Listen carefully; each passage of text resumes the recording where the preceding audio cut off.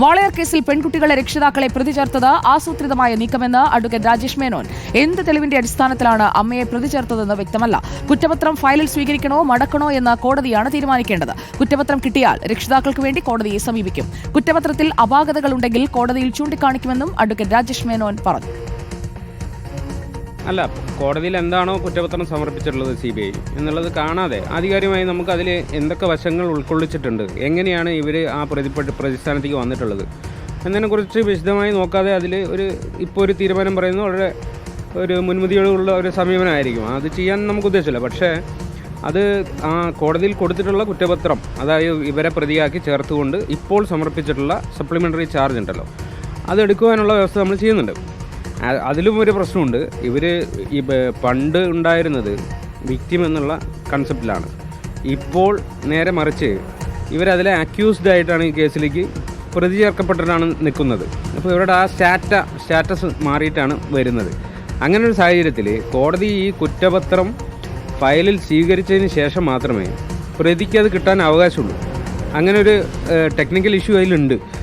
ഈ കുറ്റപത്രം കിട്ടുന്ന മുറയ്ക്ക് അതിലെന്തൊക്കെയാണ് ഉൾക്കൊള്ളിച്ചിട്ടുള്ളത്, വസ്തുതകൾ എന്തൊക്കെയാണ്, ഏതൊക്കെ തരത്തിലാണ് ഇത് വന്നിട്ടുള്ളത് എന്ന് അറിഞ്ഞിട്ടാണ് നമ്മളടുത്ത് മൂവ് ചെയ്യുക. ഇതിൽ ഓൾറെഡി ഇതിനു മുമ്പ് CBI സമർപ്പിച്ചിട്ടുള്ള സപ്ലിമെൻ്ററി ചാർജ്, പാലക്കാട് ഉണ്ടായിരുന്ന സമയത്ത് കൊടുത്തിട്ടുള്ള ചാർജ് മടങ്ങുവാനുണ്ടായ സാഹചര്യമുണ്ട്. സിമിലർ തന്നെയായിട്ടുള്ള സാഹചര്യമാണോ ഈ കുറ്റപത്രത്തിൻ്റെ സപ്ലിമെൻ്ററി ചാർജിൽ ഉള്ളത് എന്ന് ഇപ്പോൾ വ്യക്തമല്ല. ആണെങ്കിൽ ആയത് തീർച്ചയായിട്ടും കോടതിയുടെ ശ്രദ്ധയിൽ നമ്മൾ കൊടുത്താൻ തന്നെയാണ് തീരുമാനം. ഇനിയല്ല, പുതിയതായിട്ടുള്ള റിവിലേഷൻ ഉണ്ട്, പുതിയതായിട്ടുള്ള എവിഡൻസ് ഇതിൽ കളക്ട് ചെയ്യപ്പെട്ടിട്ടുണ്ട്. ഇതിൻ്റെ എല്ലാ ആസ്പെക്ട്സും വളരെ വിശദമായിട്ട് CBI പരിഗണിച്ചുകൊണ്ട് അതിലൊക്കെ കാര്യങ്ങളും റീസണിങ്ങും ഉണ്ടെങ്കിൽ അതിനനുസരിച്ചുള്ള നടപടിക്രമങ്ങളുമായിട്ട് തുടർന്ന് മുന്നോട്ട് പോകും.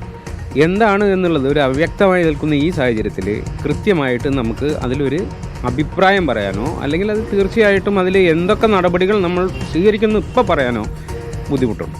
കാലതാമസം വന്നതിന് അതിൽ സുപ്രീം കോടതി പല കേസുകളിലും ഒബ്സർവ് ചെയ്തിട്ടുള്ള കാര്യം എന്താണെന്ന് പറഞ്ഞാൽ, ഇന്ത്യ പോലെയുള്ള ഒരു രാജ്യത്ത് ഇവിടുത്തെ ഒരു സോഷ്യൽ സ്ട്രക്ചർ അനുസരിച്ച് ഉള്ള പ്രശ്നങ്ങൾ, ആ കുടുംബം അഭിമുഖീകരിക്കേണ്ട, സമൂഹത്തിൽ അഭിമുഖീകരിക്കപ്പെടേണ്ട പ്രശ്നങ്ങൾ, ആ ഒരു ഫാമിലിക്കുണ്ടാവുന്ന അതിൻ്റെ ബുദ്ധിമുട്ടുകൾ, ആ ഇരയാക്കപ്പെട്ടിട്ടുള്ള കുട്ടികൾക്ക് ഭാവിയിലുണ്ടാവുന്ന അവരുടെ കാര്യങ്ങൾ, ഇതൊക്കെ കൊണ്ട് ഒരു പക്ഷേ ഒരു സംഭവം നടന്ന അപ്പോൾ തന്നെ ഈ സാധനം റിപ്പോർട്ട് ചെയ്യപ്പെടണമെന്നില്ല എന്ന് സുപ്രീം കോടതി പല കേസുകളിലും പറഞ്ഞിട്ടുണ്ട്. ഒരു കേസിലല്ല, പോക്സോ കേസുകൾ ഉൾപ്പെടെയുള്ള പല കേസുകളിലും ഇത്തരത്തിലുള്ള സമാനമായി പല ഹൈക്കോടതികളും പല ജില്ലാ കോടതികളിൽ മുകളിലുള്ള ഹൈക്കോടതികളും നമ്മുടെ സുപ്രീം കോടതി ഉൾപ്പെടെയുള്ള എല്ലാ വിഭാഗത്തിലും ഇത്തരത്തിലുള്ള ഒബ്സർവേഷൻസ് ഉണ്ട്. സുപ്രീം കോടതിയുടെ വിധികളെ ആധികാരികമാക്കിയിട്ട് പല കേസുകളിലും അങ്ങനെയുള്ള ഒബ്സർവേഷൻസ് ഹൈക്കോടതികളും നടത്തിയിട്ടുണ്ട്. കേരള ഹൈക്കോടതി നടത്തിയിട്ടുണ്ട് പല കേസുകളിലും അങ്ങനെയുള്ള ഒബ്സർവേഷൻസ് ഉണ്ട്. അപ്പോൾ അത് ഏത് തരത്തിലാണ്, ഞാൻ പറഞ്ഞല്ലോ, ഏത് തരത്തിലാണ് CBI ഇവരെ പ്രതിയാക്കാൻ പുതിയതായിട്ട് എന്തെങ്കിലും മെറ്റീരിയൽ കളക്ട് ചെയ്ത് പുതിയ എവിഡൻസ് വന്നതിൻ്റെ അടിസ്ഥാനത്തിലാണോ അതോ പണ്ടുണ്ടായ സാക്ഷിമൊഴികളെ അടിസ്ഥാനപ്പെടുത്തിയിട്ടാണോ എന്നുള്ളതൊക്കെ ഈ കുറ്റപത്രം പൂർണ്ണമായ രൂപത്തിൽ നമുക്ക് കിട്ടി അതിന് നോക്കിക്കഴിഞ്ഞാൽ മാത്രമേ മനസ്സിലാവുള്ളൂ. അതുകൊണ്ടാണ് പറഞ്ഞ് എന്താണ് തുടർന്നുള്ള നടപടിയെന്ന് അത് കിട്ടുന്നതിന് അനുസരിച്ച് തന്നെയാണ് നമ്മൾ സ്വീകരിക്കുന്നത്. ഇക്ബാൽ അറക്കൽ ചേരുന്നു നമുക്കൊപ്പം. ഇക്ബാൽ അറക്കൽ, രാജേഷ് മേനോൻ ഇപ്പോൾ വിശദമായ കാര്യങ്ങളൊക്കെ പറഞ്ഞു കഴിഞ്ഞിരിക്കുന്നു. അഡ്വക്കേറ്റ് രാജേഷ് മേനോൻ പ്രോസിക്യൂട്ടറായി വരണമെന്നുള്ളതാണല്ലോ കുടുംബത്തിന്റെ, പ്രത്യേകിച്ചും അമ്മ കഴിഞ്ഞ ദിവസം ആവശ്യപ്പെട്ടതും. എന്തൊക്കെയാണ് ഇപ്പോൾ നടക്കുന്ന നീക്കങ്ങൾ?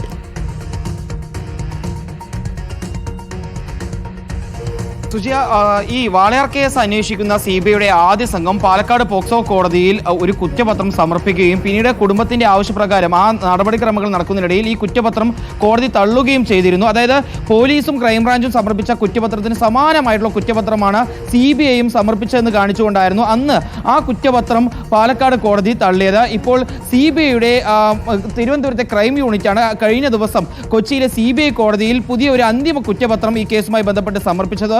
ഈ കുറ്റപത്രത്തിലാണ് ഈ പെൺകുട്ടികളുടെ അമ്മയെയും രണ്ടാം അച്ഛനെയും കൂടി പ്രതി ചേർത്തിരിക്കുന്നത്. ഇതിൽ പീഡന വിവരം അറിഞ്ഞിട്ടും അത് മറച്ചുവെച്ചെന്ന് കാണിച്ച് ബലാത്സംഗ പ്രേരണ കുറ്റമാണ് ഇവർക്കെതിരെ ചുമത്തിയിട്ടുള്ളത്. ഇപ്പോൾ അഡ്വക്കേറ്റ് രാജേഷ് മേനോൻ തന്നെ പറയുന്നത് ഇത്തരത്തിൽ കാര്യങ്ങൾ മറച്ചുവെച്ചെന്ന് ഈ വിവരം CBIക്ക് കിട്ടിയിട്ടുണ്ടാവുക എന്തെങ്കിലും തെളിവുകളുടെ അടിസ്ഥാനത്തിലായിരിക്കും, അതല്ലെങ്കിൽ ആരുടെയും മൊഴികളുടെ പ്രകാരമായിരിക്കും. അങ്ങനെ മൊഴി എടുത്തിട്ടുണ്ടെങ്കിൽ ആ മൊഴി നൽകിയ ആളുകൾക്കും ഇതുമായി ബന്ധപ്പെട്ട വിവരങ്ങൾ ഈ പെൺകുട്ടികൾ മരിക്കുന്നതിന് മുമ്പ് തന്നെ ഒരുപക്ഷെ ലഭ്യമായിട്ടുണ്ടാവും.